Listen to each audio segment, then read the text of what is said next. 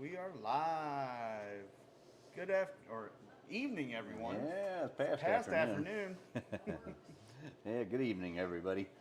Sorry about last week's podcast. It was my birthday, and my brother and one of my good buddies stopped by, and they wanted to drink beer, so I didn't think that would be appropriate in front of the camera. Just happened to be my birthday's on the day we do our podcast. So we missed last week, but we're gonna make up for it this week. So yeah. Let me mute this real quick. Boop. Well, let me make sure I got sound first. Yep, we got sound. All right, we're good. Can everybody hear us? Yep. Hopefully they So, can. So tonight, what I want to talk about a little bit is ignition timing. Um, Whenever you put a bigger camshaft in an engine, you don't use the stock timing curve or initial timing. As a matter of fact, we don't even use initial timing anymore.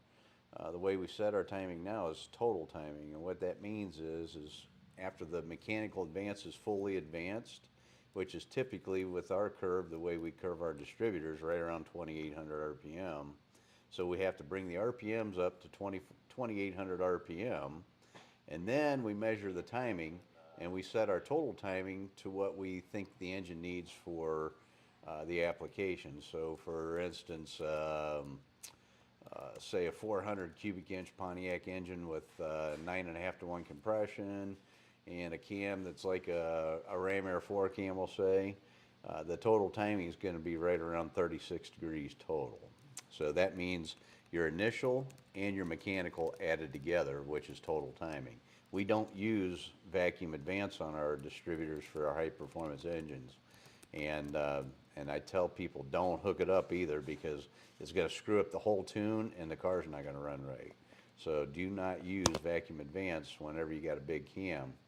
And you need more initial cam or timing to get the thing to idle decent, so you can tune the carburetor too. So, if you're a typical stock engine with like an 068 Pontiac cam, or a small block Chevy with like a, I don't know, 300 horse cam in it, it's your initial timing's usually around 8-10 degrees, and that is old school, and it doesn't work once you go to a bigger camshaft. So just keep that in mind. We're going to do a video on that. I didn't have an opportunity today. I was so busy today. But matter of fact, I went to a customer's house today, and check it out on our YouTube channel. I put a video on there of his man cave. He's got a really cool man cave.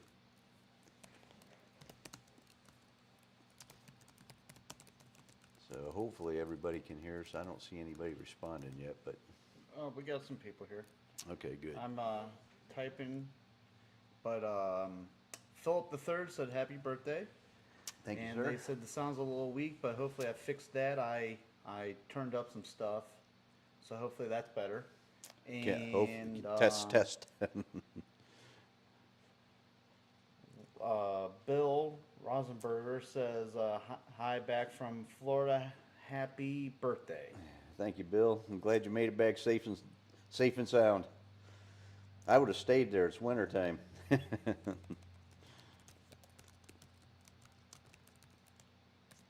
Yeah, there was another thing I wanted to touch base with you guys on tonight too, besides the ignition timing.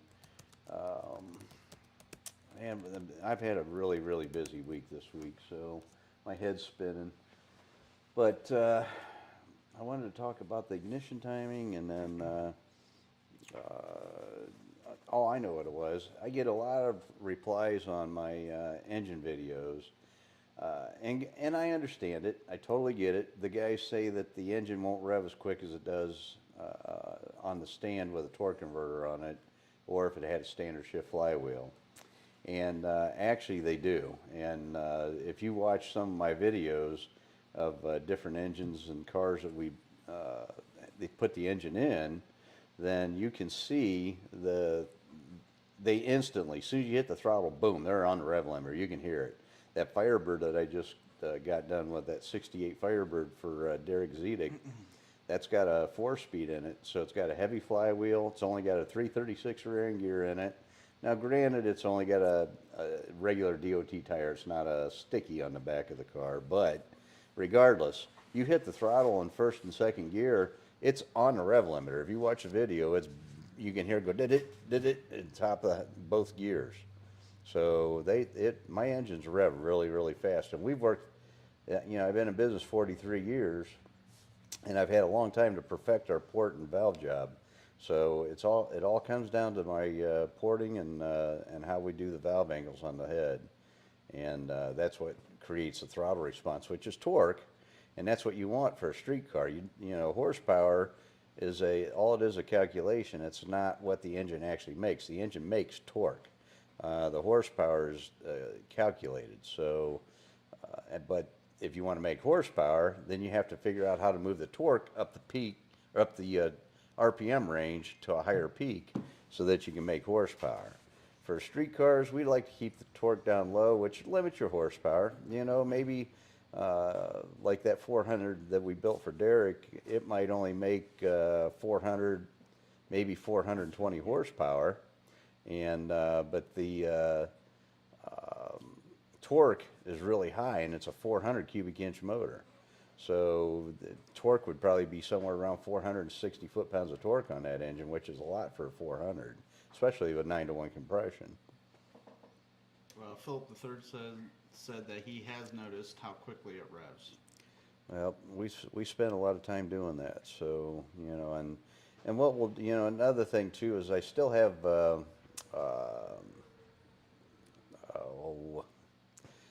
my brain's mush. I'm sorry, guys.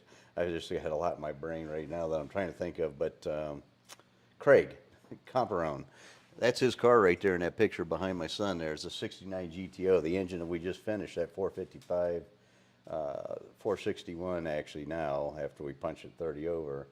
I'm going to do another video with that engine, and because I had a couple of guys request that we bring the RPMs up to, you know, around 2,500 RPM or 3,000 with the mufflers on it, and then they want us to whack it whenever it's got the mufflers off of it, and that's cool. I'll do that. You know, it isn't going to hurt anything. So, and I'm sure that Craig's going to appreciate that too, because I mean that's going to be a sweet engine for his car. For a factory iron head engine, that thing revs fast. So to get it to rev fast, though, that has to do with a combination of camshaft, port on the head, carburetor. Well, not so much camshaft as it is cam timing, and so when the intake valve opens, and the lobe separation on the cam, and then of course matching the port to the valve job, and then you have to have the right angles on the valve too. So there's a lot that goes into it. It's pretty complex what we've figured out. It's not a matter of just doing a regular competition 3-angle valve job anymore. We hardly ever do that anymore. Yeah. Stephen Crumley says his father has been a Pontiac man his entire life. He's 73, and he's pulled out some of his old stuff out of his garage and found two 1970 455s and a 65 421. Nice. And a 70 400. Nice. Trying to decide which one to start building. All of them. I like the 421s only because you don't see too many of them. The 421 can pay for all those engine builds. I'd sell the 421. It is cool. What kind of car is it going in? If it's going in like a 63 Catalina or a 64 GTO or something, 421 would be cool. But if you're building a 70 GTO, then I'd do a 455 for it. Yeah. Yeah, stay era correct. But the 421s are awesome engines. I love those things. It's like, 428 is nothing more than let's see, I think 30 over. Yeah, 30 over 421. Bill said that he hit second by the Christmas tree. Yeah, that's cool. That Bill's car's hanging here somewhere. Yep, that's Bill's car right there. Yep. He got the Fairlane. Philip the Third asked, "What is there an ideal cam lobe overlap for a Pontiac?" Well, Yeah, big. right? Well, overlap, um, not really. I mean, it all depends on the RPM range you want to run in. So it's like any other engine. It's just like a Chevy or a Chrysler or Ford, whatever. It doesn't really matter. You gotta determine what you're going to build the engine for. So a lot of times, whenever a customer inquires about an engine build, the first question I have for them is, what are you going to use it for, and what's your intended RPM range and the horsepower you want to make? Because the horsepower is dictated by the RPM range. If you want to make 600 horsepower, you can do it at a low RPM, but you got to make a gob of torque, so you need a big cubic inch motor to do that. Or you can do it with RPM, and you can still use some cubic inches, but you don't have to spin it as hard with a bigger cubic inch motor, but you still need to get it up around 6,000 RPM. A lot of our drag race deals that we build, that the guys want to make around 600, 650 horsepower, even up to 700. Typically, the max shift point is going to be right around 66, 6,700 RPM. And for street car stuff, most of the stuff that we build, like that one we just did for Derek and the one we're doing for Craig, those engines will be shifted right around 52 to 5,500 RPM. But we're more focused on keeping the RPMs down and making more torque. As you go up in the RPM range, the engine becomes less efficient, so it makes less torque.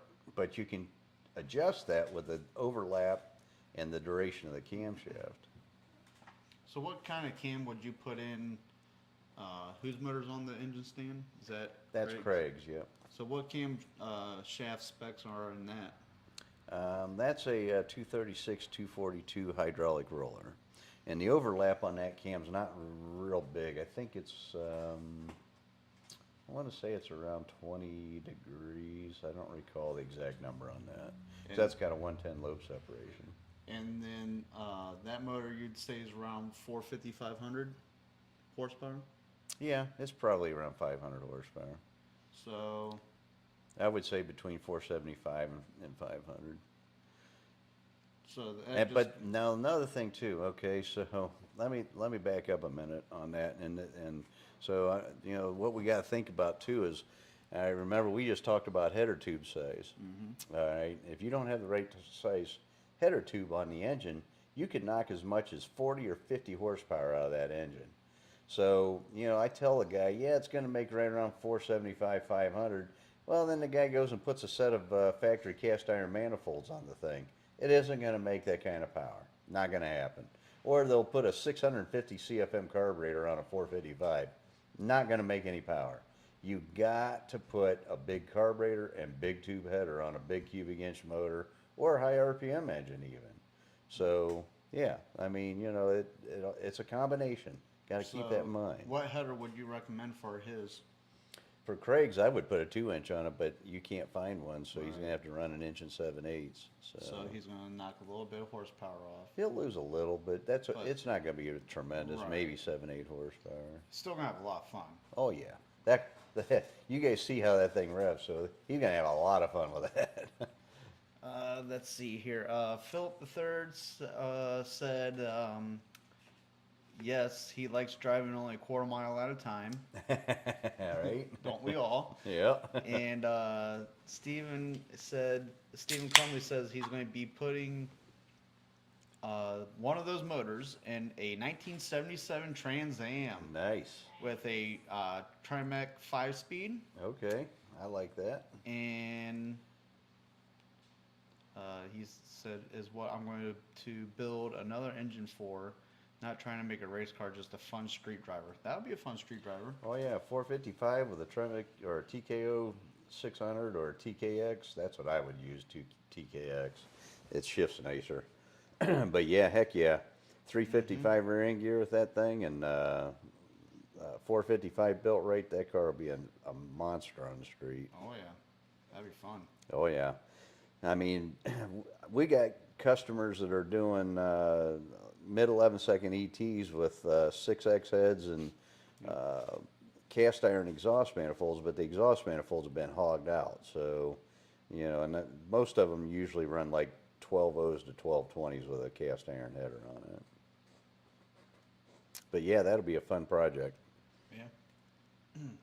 T-top car, I wonder. Trans Am, so I would imagine. I would hope not. Not all of them were T-tops, but if it does have T-tops, make sure you put a roll bar in it. Yep. And stiffen the frame, because if not, you'll pop one and tops out. Then it's not so fun. Yeah, I had a customer do that on the way home. He got on it on the highway and about 80 mile an hour, and that T-top blew out on the driver's side, scared the living daylights out of him. But he jumped on it and it twisted the body and popped T-top out.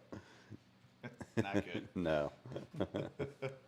That's yeah. You guys got to be careful too. I tell you what, I had a customer that I built a 455 for. He said he wanted 650 horsepower because his buddies all had it. Which a lot of times these guys are all BSers, and these Chevy guys are the worst. Hate saying that, but anyway, I built him a real 650 horsepower engine for his 66 GTO.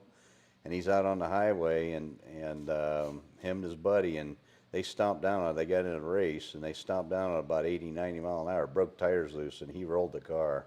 And I ended up buying the engine back from him. It is not a T-top car, so that's good. That is good. I'd still put a roll bar in it. I would too, yeah, because it doesn't have a frame under it. Yep. And then Philip III said it's a quarter mile from driveway to highway, and then he turns around and goes back home before the popo catches him. Nice. Yeah, it's perfect. What kind of car you got? Hopefully it's something old school and cool. You sound like you're an old school guy. Yeah, hopefully it is. Everett reminds me of the trying to remember which on-ramp it is now, right before Summit. Gilcrest Road one. Yeah. That you used to go on and test the customer acceleration. Oh, yeah. It was close to the shop. I had a car that I built for a guy, well, not a car, but an engine I built for a guy. It was a 406. And he road raced with this car. And we tried to use the Edelbrock heads, but back then we didn't realized at the time that the oil drain back wasn't working, so the first engine I built for him spun a rod bearing because it was starving the engine for oil. And I realized then what was going on, and we didn't do the oil return lines like we do now in the back of the heads back then. I just wasn't that advanced. But anyhow, I built him a 406 with a set of cast iron 62 heads I ported for him, and excuse me. And that car was so fun to drive when I got done with it. It was it didn't have roller cam in it. We used a solid flat tappet in that car. The compression was right around 11 to 1. And I don't remember it. I think I had a Doug Nash intake, because this is old school. This is a long time ago. Was that white and blue Trans Am? No, it was a Brown 77 Formula. Oh. And that car had a manual transmission, and it had a 4-speed. I think it had it had Doug Nash 5-speed in it, and had a 342 rear end gear. And there was a section of road that I would take cars on the test drive, and you come around a curve, and I got on around the curve pretty good, and you come up the grade, and I was probably doing at the top of that grade about 60 mile an hour, and about a quarter mile down the road, there's a side street. I knew because I marked that off, because that's where I would test at. And when I when I got into it from that curve to that quarter mile, now I was already rolling. I hit the rev limiter in fourth gear, 1-to-1, and that was 165 mile an hour in that distance. That was a wicked little 400. Philip's the one with the 98 Grand Prix GTP L67 Super Truck. Oh, yeah. Okay. Yeah, okay. Yeah, he's the one that joined us last time that we were on. So he's one of the I wouldn't say new, but one of the ones that we started. No, he follows us. I Yeah. chat with him all the time on our YouTube channel. So, Yep. yeah. So, yeah. trying to remember names with the cars. Yeah. Well, yeah. It's. I don't see what you're seeing, and so if I read it, I would remember it, but I don't remember when you're telling me. But yeah. Yeah. He said that he may have mentioned that the last one was his '73 Trans Am 455. Ah, cool. But no, I do remember him saying something about his Grand Prix with the supercharger on it. Okay.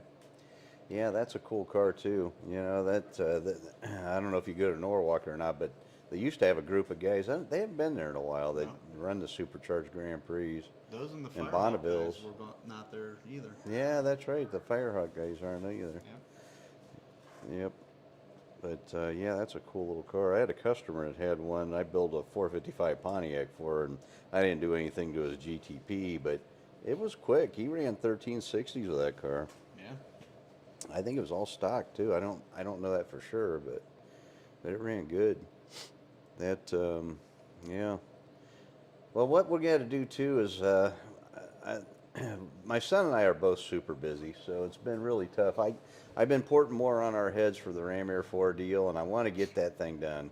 And I'm going to beat on him. We got to get some videos done this week. We got rocker adjustment video we're doing, and there's another one we did too. I don't remember what it was. Firebird. Mom's Firebird, but I need to get him here and set up the camera or tell me how to do it so we can get some video of me porting the Ram Air 4 heads. And I posted a couple of shorts and I showed where I blew through the side of the port. I took these things to the max. Oh yeah. And a lot more than I thought you were going to. Oh, we're doing it, man. If we're gonna do it, let's do it. We're gonna make some horsepower. Well, it started off with, I'm just going to touch them up a little bit, be fine. Yeah, well, you know how that goes. And then I looked at it and I go, oh, sweet, we got Swiss cheese heads. Well, they're windowed, so they can pass air between each other. Make more horsepower that way. Waylon Buger, might be Buger. Sorry if I messed up your last name, but he's from Iowa. Okay. Huge Pontiac fan, so welcome. Thank you, sir. Yep. Thanks for joining us. And then Philip III said he has the 98 all blacked out like the bootlegger's car. Oh, nice. And if he had your email, he could send plenty of pictures if you're interested. Well, the email, you know what? I thought I posted it on there. You can type it in there for him if you want, but it's real simple. DCI Motorsports at sbcglobal.net. And then our website, I don't know if it's on our YouTube channel or not, but our website's dcimotorsports.com. And then, of course, we got DCI Motorsports 1111, which we're on tonight. And then we have DCI Motorsports Unleashed.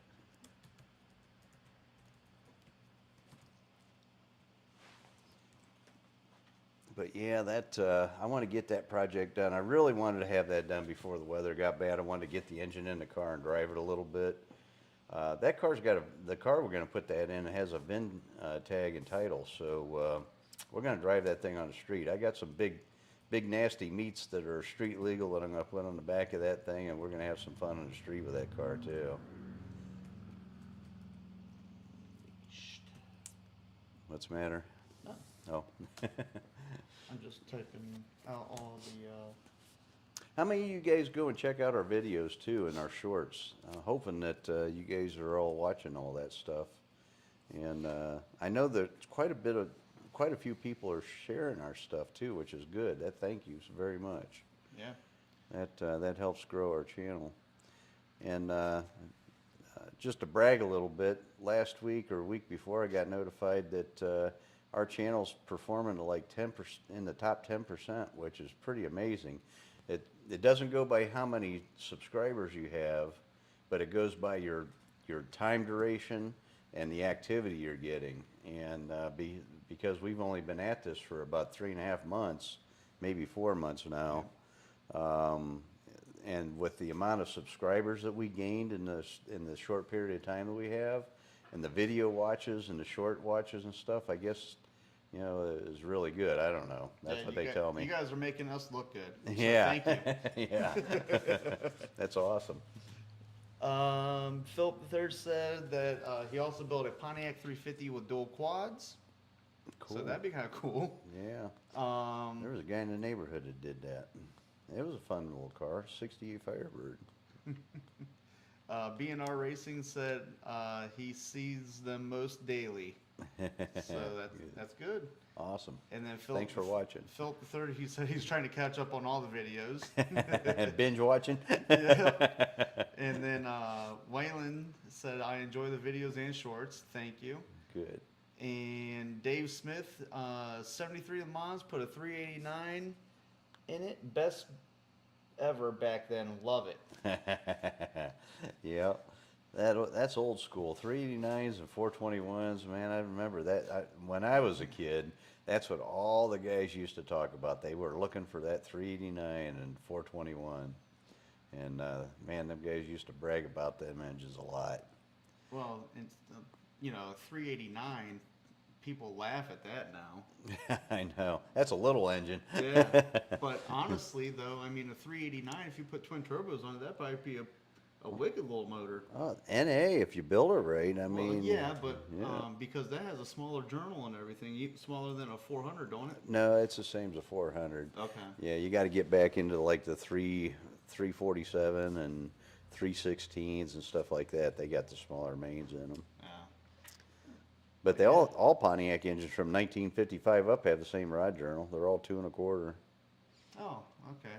I thought the 400s and They went to a 3-inch main, and when they went to the 389 and 326. okay.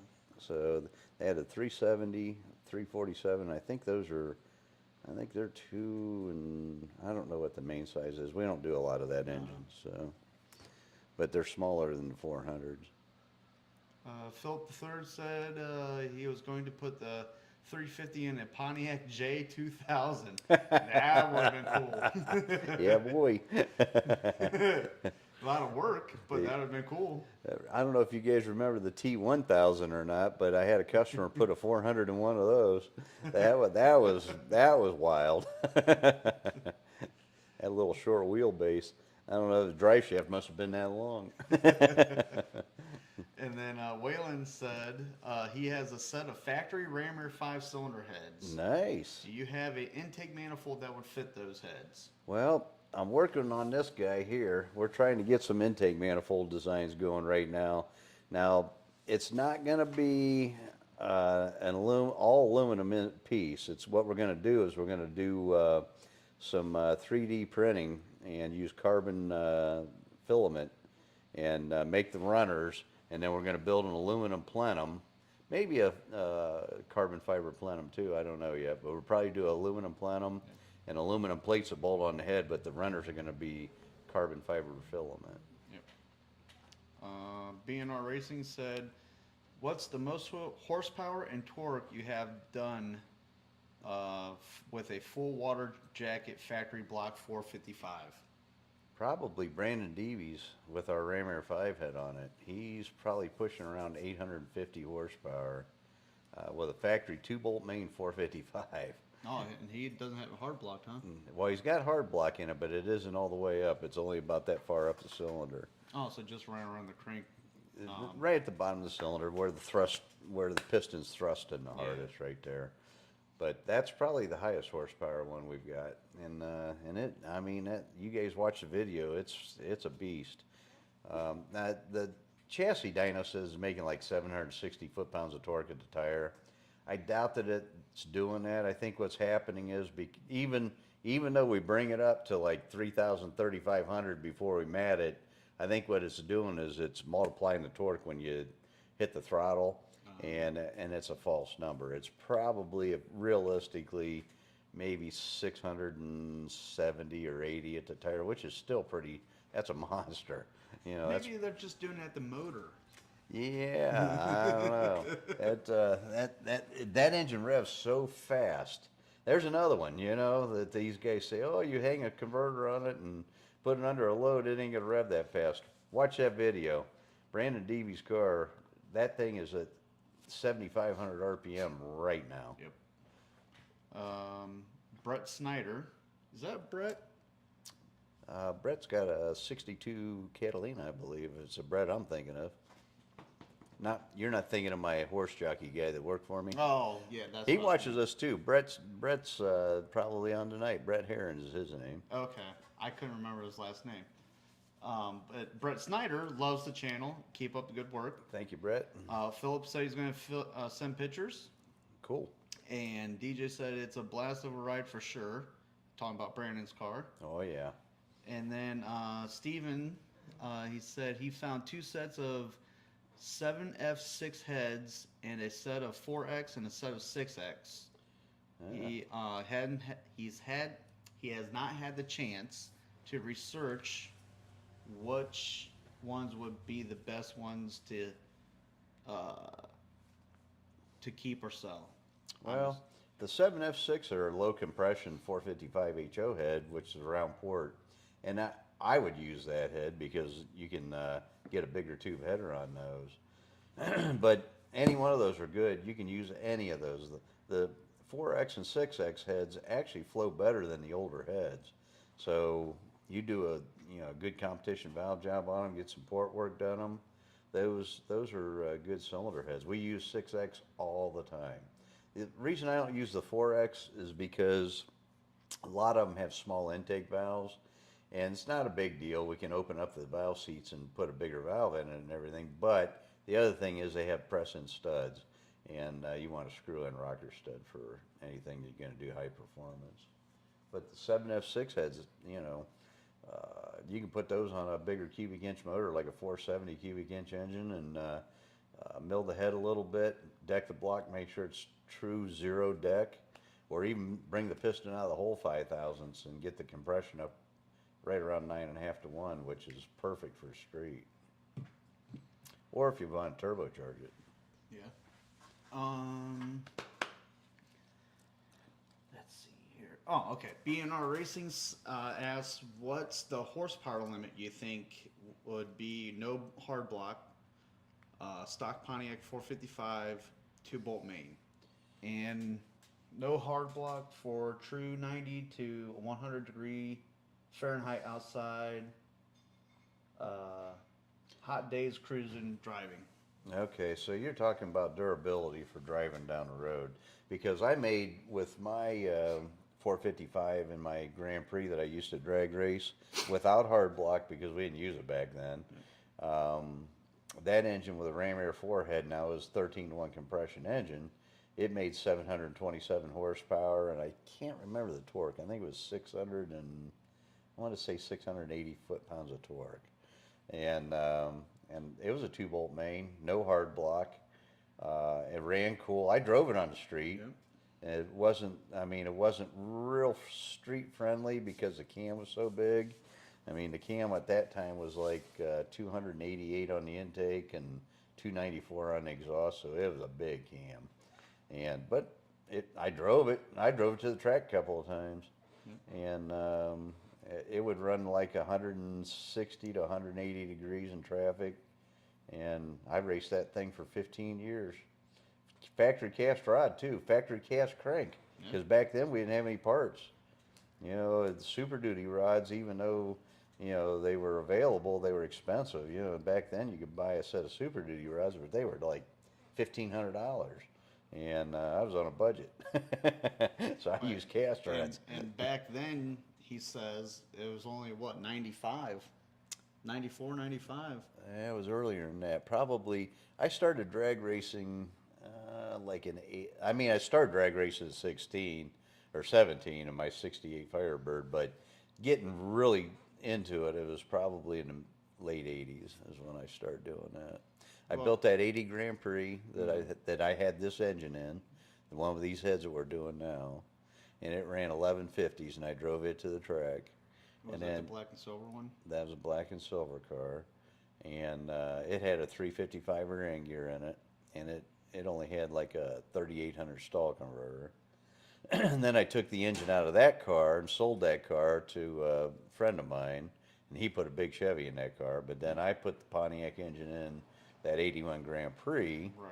and I lightened that car up because my black and silver car was 4,200 pounds, and the red car was only about 36. Well, it was 3680.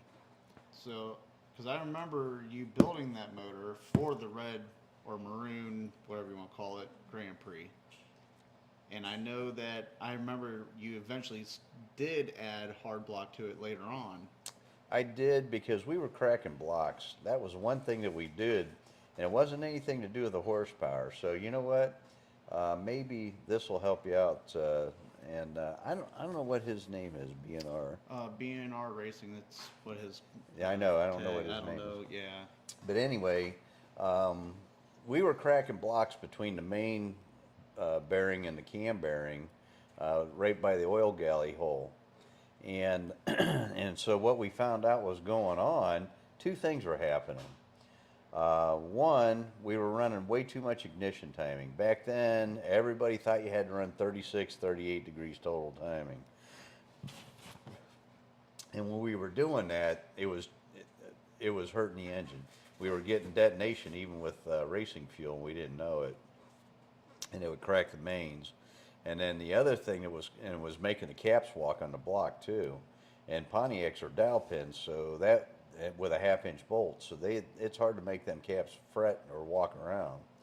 But the other thing I found out too is I had a good customer of mine. He worked up at Ford Engineering in Detroit in the Ford plant, and he said, you know what, I can take a crank or a rotating assembly in a block up to the Ford plant, and we can throw it on our Spintron and spin this thing and x-ray it while it's running and see what's going on.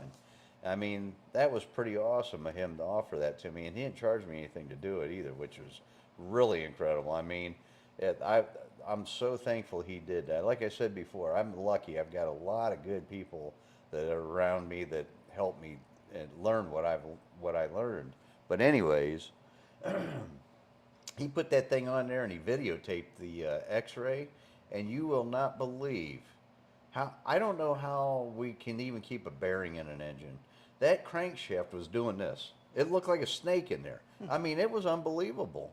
And I don't have the video because he couldn't let me have that video because obviously he can get in trouble for something like that. So it is what it is. But anyhow, watching that video is absolutely insane. It's kind of like watching the video of those guys that put on the Spintron with the valve springs, and you watch them valve springs. I mean, the valve springs collapsing together. It's coming off the bottom where it sits on the head and coming away from the retainer, and the valve's moving around. I mean, it looks like, I don't even know how you get an even wear pattern on the tip of a valve. I mean, it's crazy. It just, the things that are mysterious to me that I don't understand. Let's see here. We got a lot of comments to catch up on here. The 350 had 6X heads. That did have the 211 intake, and the exhaust was a 166. He went with a cam that didn't have a lot of lift. He seems to recall being a 380. That's from Philip III. And then BNR Racing, his name is Brian Reeland. Okay, Brian. And so 9's ideal theoretically. What? 9's ideal theoretically. 9's. So I'm thinking that he's saying you can run 9 seconds. All in a quarter mile? Yeah. Yeah. I mean, my car, I didn't have the suspension under it, so my car ran 1020s, but it ran 136 mile an hour. So with 136 mile an hour, that's a 9-second car. I just never got the suspension to work. Yeah. And It's right there. yeah, it's back over It's there. still lifted, the front wheels up off the ground, and Oh, it yeah. would snap drive shafts like it was its job. Yep, U-joints. We blew a lot of U-joints out of that car. Yep. Castleworks Motorsports joined us, and he says, glad to finally catch you tonight. Keep up the good work. Hey, Kevin. Now, some of you guys need to follow him on Yeah. Facebook. Kevin's got some really badass hot rod, and he does some really cool stuff with a CNC machine. And he built his own intake as well for the Rammer 5 head. Yeah, he's the guy that built the. It's not a stack injection, but it's a Weber carburetor style setup. And I think Kevin just got some bigger carbs for that thing too. Yeah, he's got it for your Rammer 5 head, and then he's working on stuff for D port heads. For the traditional Pontiac Yeah. heads, yeah. So yeah, check out Kevin Dunn on Facebook. Yep, and, or Castleworks Motorsports. Or Castleworks, yep. Yep. And Steven says he is 100% buying the Serpentine belt assembly on your website. Well, you know what? We're out of those right now, so I got to get. This last couple of years has been crazy, but we will get that straightened out, and we will get some more on shelf. And then Joe Morgan asked, is there a minimum CSA for a given cubic inch and RPM to make best power? You guys are the best in the Pontiac world. And he said he loves big power and he doesn't care what brand. He hopes to buy a DCI Rammer 5 1471 blower engine for a funny car. Love you, Joe. You got that. That is cool. You know, Joe Morgan. He's another talented guy. He's a body guy, and he comes here and helps out once in a while. But he doesn't care really what brand it is. He's got Chevy. He's got Mopars. I mean, Joe's one of them kind of guys. If it goes fast, he likes it. But Joe's building right now, and Brandon's helping him out with his cylinder heads. I think it's a 514 big block Mopar. Yeah, so it's good. He said that you guys are doing a porting job on his wife's Mopar 512. Well, Brandon's actually doing the labor part, and I'm helping him with the port design. But yeah, that's we're working on that for Joe right now, and it's for his wife's truck. Yeah, and Joe said, please let everyone know that you guys build engines for other makes as well. You know, we do, and I help Bill Rosenberger, he's got Ford, and Joe's got a Mopar, and we build engines for anything. It doesn't matter to me. I can make a Briggs and Stratton make more horsepower. Just give me a minute. And then B&R Racing said, wow, X-Ray, a spinning engine.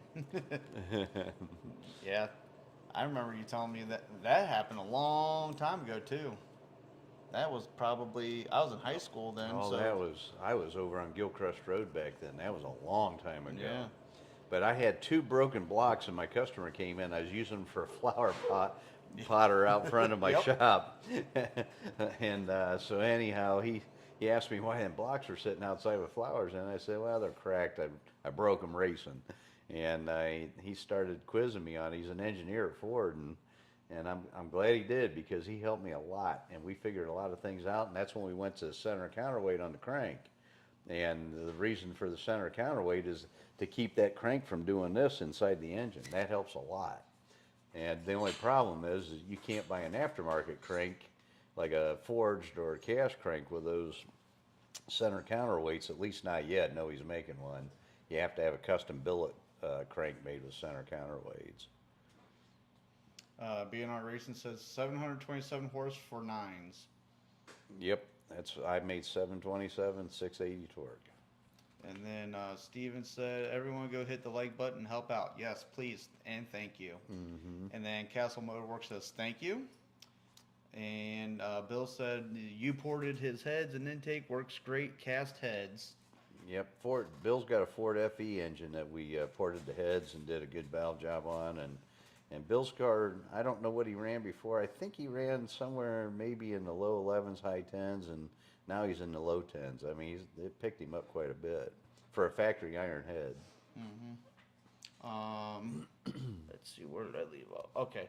And then Waylon, he said, when it comes to D-port heads, what ones do you prefer? The 670 with closed chamber or the 12, 13, 16, 62 open chamber? I like them all. It really doesn't matter to me. They all work good. I know a lot of guys, because the magazine articles say that the 670 heads are the best head for Pontiac D-port wise, but it doesn't really matter. They do flow a little bit better. only because of the chamber design on it. But a lot of times we end up opening the chambers up on them anyway. So, it doesn't really matter to us. But yeah, it all depends on the application. You want to make it fit the application. And then our new subscriber, Old School Twist, who just subscribed. Thank you for Awesome. subscribing. Thank And he's a Pontiac lover at heart. Cool. He has a Winslow headed and tunnel rammed 461 on E85. Oh yeah, you know what? I think he's the one that shared a video with me on. He's got a '68 Le Mans, I do believe. GTO. Oh, said. GTO. Yep. Okay. He's Yeah. restoring it. Yep. And he's got a. Yeah, he showed a video of. He's got the same cam that we got in that Craig's 455. Oh, okay. Yeah. He said he'd love to be able to get a set of your heads for restoring a '68 GTO for his brother. Oh, nice. And something I'm going to share with you guys because I'm finally getting the ball rolling again. I've been keeping it under wraps because it was just not moving and we were having trouble. But now it's moving forward again, and I'm going to get the tooling made. It should be done in the next 8 to 10 weeks. But we're making 2 new cylinder heads. So not only are we going to have the Ram Air 5 head, we're going to have a Ram Air 3 and a Ram Air 4 head. And so we're going to have a D port and a round port, an aluminum head. And as casts are going to flow 320 CFM. And they'll work with factory cast Well, iron you can or take factory intake. You can take your factory iron head off, bolt these heads on, and bolt your header back up to it and your intake and go. Yep. Now, you said that you're going to raise the ports on those, right? We raise the port 1/4 inch, so you're going to have to use a little longer push rod on it, just to make up for the port height. But that'll be part of a package deal, I'm assuming. No, it's not. I can do that. I can hook up everybody with a package deal, but the problem is, with all the different lifter manufacturers, one push rod isn't going to fit every application. So you really need to check your, geometry and figure out what kind of length you need for a push rod. Now, if you tell me you got a comp cam and lifter, and you're going to use my head, then I can maybe hook you up with the right push rod. But All right. And part numbers would help out a lot with that. But yeah, so that way I can determine what you need. But you really should check that, because if you mill the head or you deck the block, it changes all that. Or use a different thickness head gasket. There's a lot of things that affect valve train geometry. BNR wants to know, what are your thoughts about turbocharging a Pontiac V8? Any displacement like the LS guys? Do you push 1,000, 1,500 horse stock block and crank? Of course, no factory mall hyper. I can't say the word. Hyper-eutectic? Yes. Okay. Pistons on a V8, Pontiac V8. Yeah, no hyper-eutectic pistons. You got to use a true forged piston. You really should use a blower or a turbo piston because they have a thicker skirt on them, and they'll take more abuse. And the other thing is too, a blower piston, you move the top ring down a little bit further down too, so that it doesn't get exposed to the heat. And so you definitely want to use a blower piston if you can, or budget allows. But you know what? A good budget piston is the Speed Pro, which is the old TRW. The piston ring's pretty far down on that piston. They got a thick dome on them things, and the skirts are pretty thick on them, so they'll take some abuse. But anyway, back to your, it doesn't matter. When you put a blower on it, don't build a big cubic inch motor. You don't need it. All you need to do is make sure that you got the right camshaft in it and a good cylinder head on it. And it doesn't matter if it's a 350 cubic inch engine or a 455. The blower dictates how much horsepower it's going to make. It's only going to make what that blower is going to give it. So, and there's a guy, and he's not a customer of mine, but I remember reading the article. He blew up his good engine, which was I think a 477 cubic inch motor. I think I seen it on Facebook, and I want to say his name's Rick. I can't recall. But anyhow, he blew up his good engine, and so he took the engine out of his wife's 68 Le Mans street car or something, because he didn't have the money to build a new engine, and it was a 400 cubic inch motor. The car ran the same ET. He put the blower on it, ran the same ET. So cubic inch didn't make any difference. So don't spend a lot of money or time trying to figure out a cubic inch combination. Honestly, I would build like a 400 or 428 and put your turbos or supercharger on it. That's what I would do. And then put the money into the pistons and Yep, and maybe, connecting rods and a good yeah. crank. Yep, because the cubic inch doesn't matter. The blower's going to dictate that. Do you think the Pontiac stock bottom end on like a 400 would be better suited, or even a 389 or a 326 or something like that would be better suited for a turbo application? Turbos, you got to spin the turbo up, so you have to. It's hard to get them things to boost if you have a big blower on it or big turbo, big AR on the exhaust side of it. But so you probably want to run like a 250 stroke, which if you're running a factory block, it's going to be a 460 cubic inch, or if you're going to run an aftermarket block, you would have a 350 bore and it'd be a 505. But But for a supercharger, those things are instant. It's blower driven or belt driven, and it doesn't really matter. You can run a 400 cubic inch motor and it's going to make power. And that goes for even a root style compared to a serpentine style. Yeah, either one's gonna, as long as the problem with centrifugal style, which is the ones that mount on the front like an alternator or air conditioner compressor, like a ProCharger. yeah, like a ProCharger or Vortec. Yeah. Those, you have to look at the CFM rating on them, because if they can't move enough air, I'll tell you a real quick story. I had a customer that I built a 383 small block for. He had a 87 IROC Z Camaro, real nice car. And so it had a 305 in it. We played with it for him a little bit and got the car to run like, I think 1390s or whatever with the 305, and he wanted to go quicker. So we built a 383 for him, and it ran, I think the car ran 1180 something with the 383 after we got done building it. And he wanted to put a Paxton supercharger on it. So he bought their S93, I think is what it was back then. I don't recall exactly, but anyhow, we put the supercharger kit on the car, and he took it to the track and it slowed down to like a 1320. And I said, dude, that's just not possible. He goes, I'm telling you, it slowed down. I said, well, maybe the timing's off. We screwed with it, trying to get the jetting timing, blah, blah, blah. And we couldn't get it to run any quicker than 1320s. That's all the quicker it would run. So I got pissed off, and I said, yank the damn blower hose off of that thing and the belt off of it and run it and see what it does. I want to see if the engine's hurt. Right back to 1180s. So the supercharger actually hurt the engine. It couldn't flow enough air for the engine. Slowing the air down.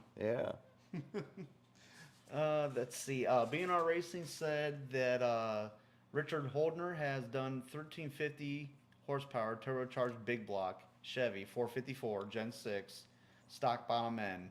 Pontiac is beefy too. Yep. So do you think a Pontiac factory bottom end will hold up to 1500 horse? Not a factory. I mean, the factory block, I'm an overkill guy because I don't want to have any problems. So I would not build a blower or a turbo engine without taking the precautionary measures. And what I mean by that is putting hard block in it and studding the mains and making sure that the you got good head studs in it and that kind of thing. And I'd put a fire ring in it. If I was going to do it, I would build it so it'd take the abuse. Do you think a factory crank could handle it? I think the factory crank would be okay. I really do. As long as you didn't spin it real hard. You can't go stupid with it, but if you kept the RPMs around 55 to 5800 RPMs and it's making power, that the factory crank probably live. Do you think that turbo would probably kick in, right? What, 3500?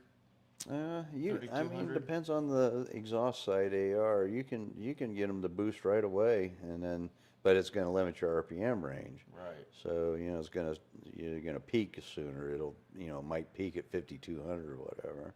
Gotcha. Which is not necessarily a bad thing on the street. No, But trying to get that both the two worlds where you can drive it on the street, have fun with it, but go to the track and run a decent number. Yeah, oh yeah, for sure. Yeah. And I know turbos have come a long way since uh, even just 5 years ago. I mean, they Oh have yeah. different impellers and this and bearings and God only knows what all. They have double blades and If you're going to do a street deal, I would do twin turbos. I wouldn't do a single. And the reason is because you can get twin turbos spool up faster and make more power. Single turbo, you have to have a bigger turbo, which requires a bigger exhaust AR. And it's going to make the thing lazy. It's not going to spool real quick. yep. Philip III said he hits the like button as soon as we come on. And Gary Andrews said he's a little bit behind on the live, but thinks we needed a Pontiac engine guy. Everyone seems to cater to Ford and Chevys. And then Old School Twist said, yes, the Le Mans was his, and he's doing a GTO for his brother. Cool. So he's got two cool cars. Yep. And then Philip III said the Edelbrock Pontiac heads need special headers. I would say any of the heads, really. Yeah, something that we're going to do with the new heads that I'm doing is we're going to take and probably move the exhaust bolts on the center two ports out a little bit that hold the header on. And some of you guys are going to bitch, and that's okay. I don't care. I'm trying to make your life easier so you can get a wrench on the damn things, and they're easier to put in. All you have to do is take a die grinder and slot that hole a little bit. Just move so you can move the bolt out a little bit. It'll make your life so much easier. Oh, yeah. And I did that with my Tiger head, and that's such a lifesaver, especially if you're in a hurry. If you're at the track and you got to pull a head off and you can't get a damn wrench in there, you're MFing everybody, including your wife and dog. Yep. I'll never forget there have been, I don't know how many times I was fighting with that one header tube that comes right there and the bolt. It bolts right there. If you don't put that bolt in first, you're done. You Yep. cannot get it in. You might as well just forget about putting it in. And I remember asking my dad all the time, do I have to put this bolt in? And I'll have all the other ones in, and had the black RTV on the freaking gaskets hardening up. And, Oh, yeah. That's a little tip that my son just shared with you guys. Put ultra black RTV on both sides of the header gasket when you put your headers on, and you won't have any more header gasket failure. Yep. Yeah, because I remember the double gasketing and all We that tried the crap. double gasket, and it Yep. didn't work, you Yep. know. But the black RTV on both sides of the header gasket works. Also, check your header flanges, too. Yeah, make sure they're flat. Yep. Because a lot of times them damn things look like this. So, we weld them up and then we put them on a belt sander and get them through. Or even the some of the welding from the factory comes and they have like a piece of weld sticking straight out. Yeah. Or it's missing in spots. Yeah. Yeah, you got to check all that. Let's see here. Old School Twist said he physically had on his hands a Rammer 7 428 that a friend of his had back in the 90s. Nice. He splayed 4-bolt main caps from the factory, and man, it was heavy. Was that guy from Georgia? Because there was a guy in Georgia that had some of those. And those are rare. He had 2 or 3 of them, I think. One was one was a splayed cap and one was not. But he had some of those, and they called them Rammer 6 and 7s, and he did too. And I can't remember the guy's name, but they weren't technically. That's just something that us guys, as Pontiac guys, called them. BNR said he's been told the engine is strained the most on the exhaust cycle or blowdown. The piston has to push the exhaust gases out. Turbo sucks it out, allows double horsepower durability over natural aspirated. Yep. And money is tight for many, especially in 2024. Keep the Pontiac V8 alive up against LSX and Gen 3 Hemis, Ford Coyotes. Guys get by with junkyard builds boosted 1,000+ horsepower. Well, you know what? They do for a short period of time, but it doesn't last for very long. Yeah. You got to think about it. They got powdered metal rods, and the blocks are not that strong. Even though they're cross bolted, they're not that strong. And they're still like a Pontiac. They got 4 bolts per cylinder for holding the head down. So, the magazines are really, really good at beefing up that LS engine mentally and making everybody believe that's the best thing since sliced bread. And it is a good engine, don't get me wrong. I love the engine, but it is nowhere near as good as what they make it sound. Well, that, and when that fad was hot, you Yeah. could go to a junkyard and get one for $500. Yeah, now you can't. Yeah. Yeah. They've quadrupled in price. I've seen on some of them. Well, it's stupid what they're getting for them now. And if you're going to do one, do an iron block, not an aluminum block. Yeah. And try to find an LS3 or something.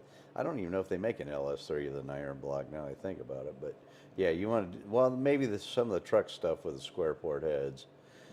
But stay away from yeah, I mean, I hate it when the magazines do that because I got to deal with those guys that come in here and say, well, I can do it cheaper than a Pontiac. No, you cannot.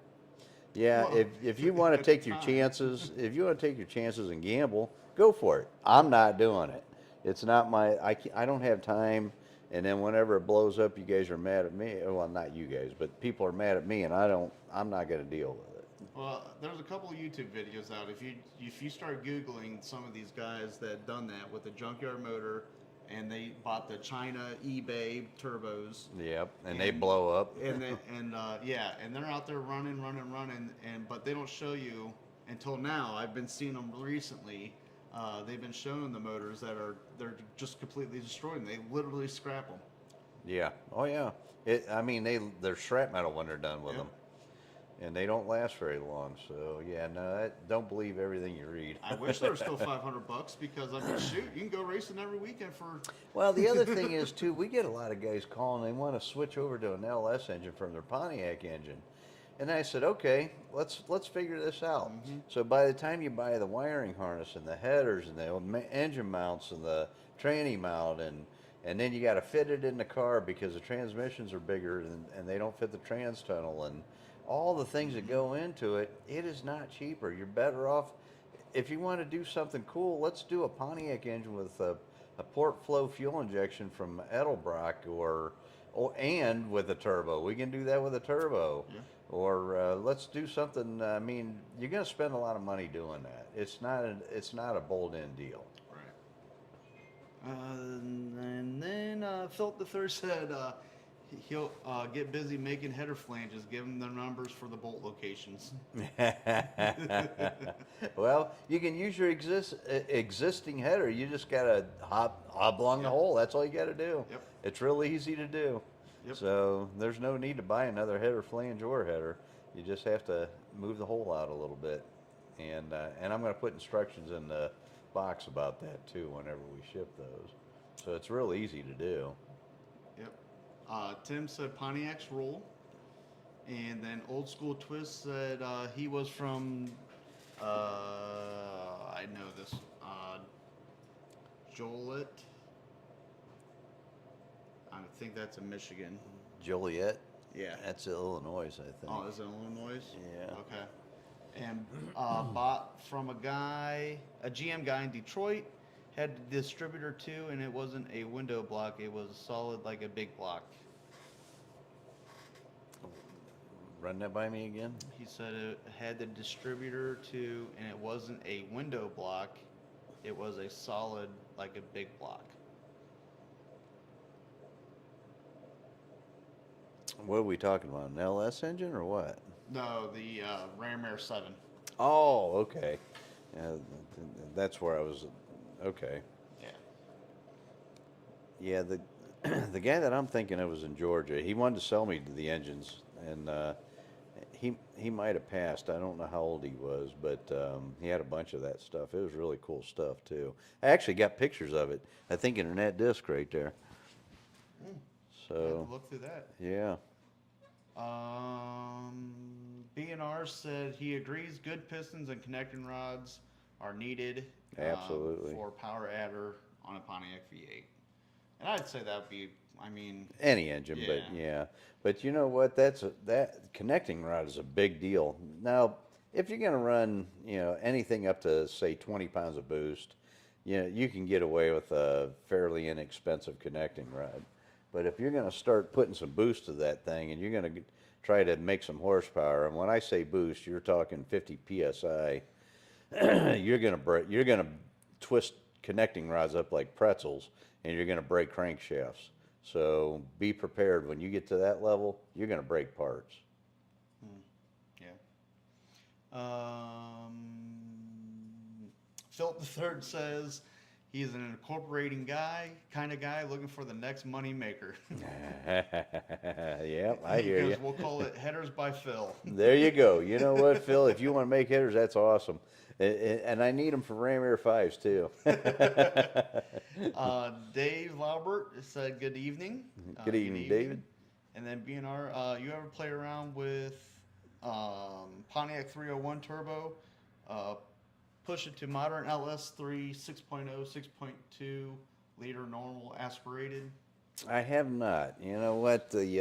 I never was into the turbo stuff. I grew up old school and everything was NA. Boring. Boring. Hey, I had some fast cars back in the day. Yeah, but they weren't cool because they didn't have turbos. Yeah, well, you're right. But I worked on a lot of turbo stuff, but I never, I built a couple of Pontiac 301s with turbo engines, but they were stock. That we didn't do anything special to them. So, and I don't even know if they made stock horsepower. But no, I never did play with it. Biggest problem with the 301 is the blocks and the crankshafts and connecting rods are so chintzy on those things. And I know the turbo engines have a heavier duty castings, but man, they're not great. Well, what's cool about the 301 is that's the one with the turbo that's set underneath the carburetor. Yeah, yep. And so, I mean, you didn't really see that. No, it had a little bulge in the hood, and that was it. Yeah. Well, I mean, like, you didn't see that from a manufacturer. Oh, yeah. It was pretty cool. Yeah, it was a draw through, but the carburetor set over top, which is yeah.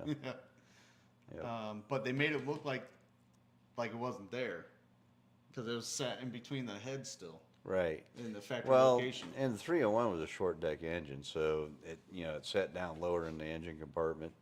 So they actually put an air cleaner on the carburetor. Yep. So. Philip Thursday, he'll get on it. And then Bill said 4 hours to put headers on or off, plus a lot of sailor talk. Oh. Yeah. Oh, yeah. And FE cars, holy smokes. You know what? Us Pontiac guys complain, but I tell you what, right now, you don't have nothing compared to an FE Ford guy or a Hemi guy with a Chrysler Hemi and like a Barracuda. You try putting a header on that deal. Mm-mm. I had a 68 Cuda come into the shop, and the guy wanted me to put headers on it. It took me a freaking week to put headers on that car. It was ridiculous. Philip III said the Pontiac 389 was the engine that guys learned that they needed when they were making Chevy 383s. Yeah. And then Peter Schilling says, hey guys, just checking in. Good evening. Hello, Grant. And BNR said, got a friend customer with a 1980 Trans Am Turbo 301. Once power, had an Olds 55 in his last Firebird 79. Mm-hmm. Talked him out of LS small block Chevy now. Good. Best low buck engine stock is a 454 Gen 6. And then he said Pontiac 400 and 455 are hard to find now here. He has 455s for myself and a 389. Yeah, they are getting harder to find here too. Yeah. And I'm going to have to start adjusting my core prices because I noticed that when you do find them, they want $1,000 now for a 350 Pontiac engine, and before you couldn't even give those things away. Yeah. So yeah, it's getting crazy. Yeah, there's been a couple of I call scams on Facebook because I seen like the one guy had up in Cleveland 6X heads for $300, and they were factory ones. Mm-hmm. And it was like a very generic picture.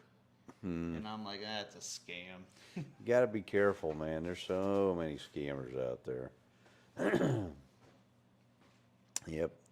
I've been pretty fortunate, but I know a lot of people. I've been in business 43 years, so if I know somebody just about in every state, and if and they probably know somebody that knows somebody, so I can figure out who's a scammer pretty quick. Philip III said, "Go look in museums." I don't know if they have a Pontiac museum, do they?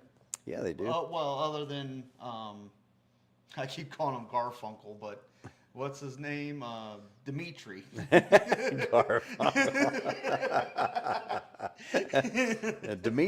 Dimitri, I don't think Dimitri's. I mean, Dimitri works with the Pontiac. Well, not Pontiac. GM did a PMD museum in Detroit, and I don't remember what they call it. I got the sticker on my counter over there, or on my cabinet over there, but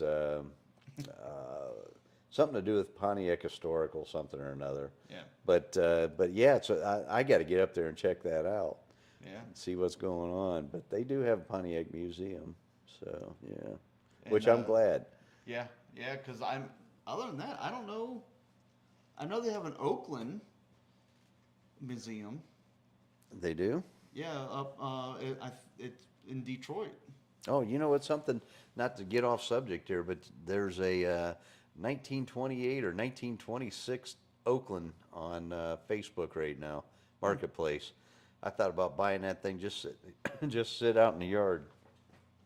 Are you crazy? Let's put a 389 in that. Well, it's got wooden wheels on it. Perfect. But you know what? Yeah, we could do that. That would be a good YouTube video. Yeah. Doing burnouts on them little skinny tires on wood wheels. Yeah, that would be cool. Yeah. Get splinters. Yeah, no. Niels Diekman says, "Good evening." Good evening, Niels. Good evening, Neil. And Dave said, "Speaking of the 350, why don't they build more? Why don't they get built more often?" We built quite a few of them. You know, just that they're limited. You know, you can. Honestly, though, I had a 350 I built for a guy with a 74 GTO one time, and he had to run. He was class racing, and those have number 46 heads on them. And I, of course, used a roller cam in it, and and because he was class racing, he was limited to the factory compression, which they rated that engine at, I think it was, I don't remember now. I think it was 8.5 or 9-1. But anyway, I cheated a little bit. We got the compression up to 10-1, but it had to run a factory cylinder head, and port size had to be a certain cc. You were allowed to port the heads, but it had to be a certain cc, and we were allowed to use a aftermarket intake, and but we had to use a quadrajet on it. And that car ran a 74 GTO, ran 1188, I think. It was a beast, and it was a true 350. We weren't allowed to do anything with.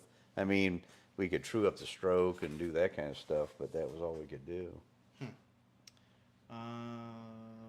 B&R Racing said, "Wow, I bought a 1970 350 Firebird, 2-barrel, 255 horse for $250 just 4 years ago in Iowa." Yep. And then Philip III said he's seen the PMD in Detroit, and a lot of one-offs. So they must have some rare stuff there. Oh, cool. Yeah, I've never got to get up there and see it yet. He said they had a Banshee from the early 60s that looked a lot like the 68 Corvette. Oh, that was that. It's exactly what it looked like. That's Yep. where they got the Corvette idea, because the Banshee was like 1960, 65, I think. 65 or 66, because it was a prototype. Yeah, because they had a Bonneville too that looked like the 53 or to 55 Corvette, and the Chevy copied that too. B&R said the 350 Pontiac V8 single turbocharged to replace the 301 T-turbo engine. That's what I would do. Heck yeah. Mm-hmm. Then that way, you know what, you can get a better intake on it, better cylinder head on it. Well, you can bolt a traditional Pontiac head on a 301, but there's no intakes available.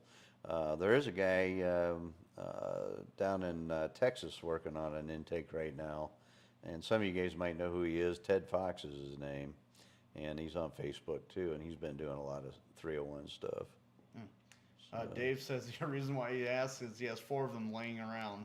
What, 301s? 350s. Oh, 350s. They can be made to run. You then know, my first '68 Firebird that ran 1360s. That was a 350. Yeah. And then I ended up selling that engine to a because I started my business back in 1981, and I sold that engine to some guy that had a '73 Trans Am back then, or no, '74 Trans Am. He put it in that car, and I didn't have enough gear and converter in it, and it ran I think 1280s or 90s in his car, and that was a 350. And I mean that I didn't know what I was doing back then. That was way before I knew what I knew now. Phil Thursday was 62, and they had I'm assuming that he's talking about Chevy, had the first Firebird. It looked like a jet. No, Chevy didn't have that. That was Pontiac, I think. Okay. I know the hood is supposed to resemble a jet. Well, no, he's talking about it actually had like a wing on the back of it. Oh, yeah, I remember now, yeah. It looked like a land speed car or something. Yeah. Yep. I know what you're talking about now. Yep. I don't remember what they called that. So the museum must have had the first Firebird. It looked like a jet. So yeah, that'd be cool to see. Yep. That would be pretty cool to see. Yep. Well, hey guys, it was fun tonight. Yeah. I think we better wrap it up here and get off the air. It's getting late. I don't know what time it is. 8:20. 8:20. Yep. So we've been on for an hour and 20 minutes, which or probably an hour and 10 minutes anyway, because we got started a little bit late. But thank you Hour all and for 19. coming with and hanging out with us tonight. Yep. Our crowd's getting bigger and bigger, so Yep, that's absolutely. awesome. Make sure and share, and thank you all for showing. And we look forward to seeing you guys next week. Yeah. And please share this. After I end it, it goes into a limbo for a couple hours, and then you will be able to view it and share it, like it, and watch it. Make your wife watch it. And, let's My get the wife watching watches. hours. Let's get the watching hours up, and we appreciate it. Yeah, so you know what? Watch for some. We're going to be doing some more shorts this week and some videos. So until our next podcast, so keep an eye on that too. Yep. So all right, guys. Well, hey, good night, everybody, and thank you for hanging out with us tonight. Yep.